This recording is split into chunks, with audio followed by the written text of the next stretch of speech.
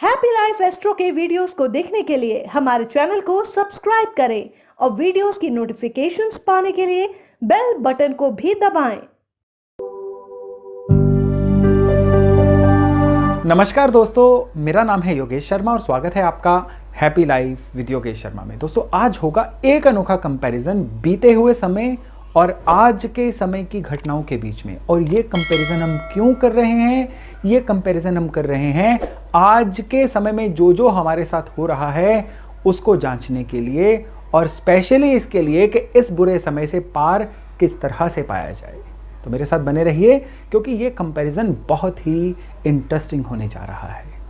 आज की बात करने से पहले ज़रा एक नज़र बीते हुए समय पर। 1990 से 1993 तक का समय, दैट इज़ 1990 से लेके 1993 तक का समय। ये तस्वीरें ज़रा देखिए और फ्लैशबैक में जाने की कोशिश करिए। 1990 में मंडल कमीशन के विरोध में जब सारे देश के स्टूडेंट सड़कों पर आ गए थे और मंडल कमीशन की सिफारिशों का विरोध कर रहे थे, और कई स्टूडेंट्स ने तो आत्मदाह भी कर लिया था, जिसकी वजह से पूरे का पूरा सिस्टम हिल गया था। और इसी दौरान श्री लाल कृष्ण आडवाणी ने सोमनाथ से अयोध्या की रथ यात्रा भी शुरू की थी, जिसने देश की राजनीति में भूचाल ला दिया था और उस समय के वीपी सिंह की सरकार को भी गिरा दिया था। और जो आज की डेट में हम बीजेपी देख रहे हैं, उसकी विचारधारा की नींव भी मोटे मोटे तौर पर इसी समय में पड़ी थी और इसी रथ यात्रा के माध्यम से पड़ी थी। सोचिए कितना इंपॉर्टेंट समय था वो।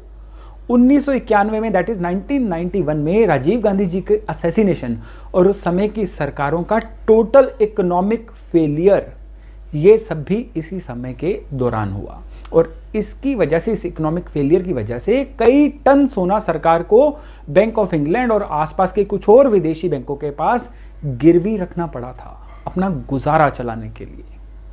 और 1992 में बाबरी मस्जिद का टूटना और उसके बाद फैले दंगे, मुंबई का बम विस्फोट, हो कितना बेचैन कर देने वाला समय था, कितना टर्बुलेंट समय था वो इंडिया के लिए।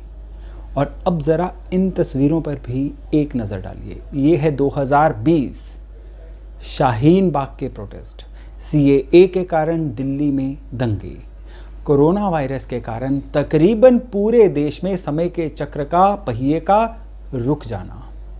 और अब अगर मैं कहूं कि इन दोनों समय चक्रों को आपस में मैच करिए और बताइए इनमें कॉमन क्या है, तो आपका क्या जवाब होगा?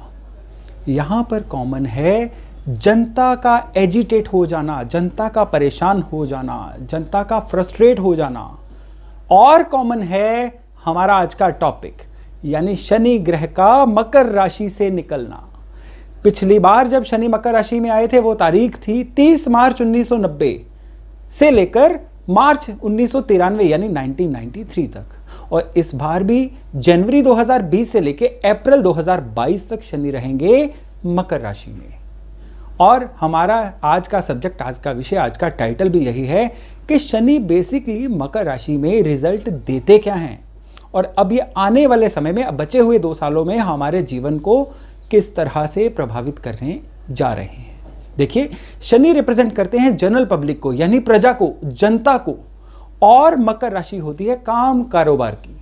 तो शनि जब भी मकर राशि में आते हैं, एक एम्पिरिकल डेटा है कि आप जितना मर्जी पीछे जाके देख लीजिए कि जब भी शनि मकर राशि में आएंगे तब जनता, प्रजा के लिए काम कारोबार करना, पैसा कमाना, पैसे का फ्लो कायम रखना थोड़ा सा मुश्किल होता चला जाएगा। फिर चाहे हम इसको आर्थिक मंदी कह दें, इसको स्लो डाउन कह दें, या कुछ भी कहें, लेकिन फाइनल रिजल्ट यही रहेगा कि पैसे का फ्लो भी कम होगा। इसके अलावा नई अपॉर्चुनिटीज, नए अवसर मिलने भी कम होते चले जाएंगे, और जिसकी वजह से प्रजा लगातार परेशान, फ्रस्ट्रेट होती चली जाएगी। लेकिन यहीं तक बात होती तो सही थी, बात इससे कुछ आगे की भी है। शनि का मकर राशि में गोचर हर बार एकदम नपे तुले रिजल्ट नहीं देता, सेम रिजल्ट नहीं देता। हर बार इसकी कार्यशैली अलग अलग तरह से होती है, लेकिन एक चीज जो हर बार कॉमन होती है वो होती है जनता का परेशान होना, या किसी लेवल पर जनता का रिवोल्ट करने पर आ जाना, जो आज की डेट में हम अमेरिका में भी देख रहे हैं। या जनता का सरकारी हुक्म ना मानने की घटनाएं भी मकर राशि के शनि में बढ़ जाती हैं। शनि के इस गोचर में शनि के साथ इस बार जुगलबंदी कर रहे हैं बृहस्पति, खास तौर पर 2020 के लास्ट महीनों में। 2020 के शनि के इस गोचर के लिए प्रोबेबली सबसे ज्यादा प्रकोप वाला साल भी 2020 ही होने जा रहा है, जिसमें हम कुछ इमरजेंसी टाइप सिचुएशंस भी देख सकते हैं। मोटे तौर पर हम कहें तो जो भी होगा उसका निशाना तो हम जनता ही बनेंगे। लेकिन जैसे हर रात की एक सुबह होती है, हर सुरंग का एक रोशन सिरा होता है, उसी तरह से शनि के इस गोचर का भी एक अच्छा पहलू है कि मकर राशि का शनि, कैप्रिकॉर्न का शनि बदलाव लाने के लिए आता है। इस समय में हमें अपने सिस्टम की बेसिक कमजोरियों का पता चलता है और उनका सुधार भी यही शनि करवा कर जाते हैं, क्योंकि शनि कभी भी हमें तकलीफ देने के लिए नहीं आते, हमारी कमियों को हमें बताकर उनको सुधारने के लिए आते हैं। और इस बार जिन जिन चीज़ों से हमें तकलीफ हो रही है, माने हमारा इकोनॉमिक इंफ्रास्ट्रक्चर, हमारा कमज़ोर मैन्युफैक्चरिंग स्ट्रक्चर, हमारा हेल्थ सिस्टम या बाकी कुछ ऐसी चीज़ें जिससे इंडिया को लगातार पिछले कुछ सालों में ट्रबल्स हो रही हैं, शनि के इस गोचर में ही उनके लिए एक पक्का एजेंडा बनेगा, उनके ऊपर परमानेंट काम शुरू होगा, ताकि अगले 30 साल तक, जब तक शनि वापस यहां नहीं आते, हम तरक्की के रास्ते पर चल सकें। तो मोटे तौर पर शनि का ये कैप्रिकॉर्न में गोचर अप्रैल 2022 तक का इंडिया के लिए बदलाव का समय है।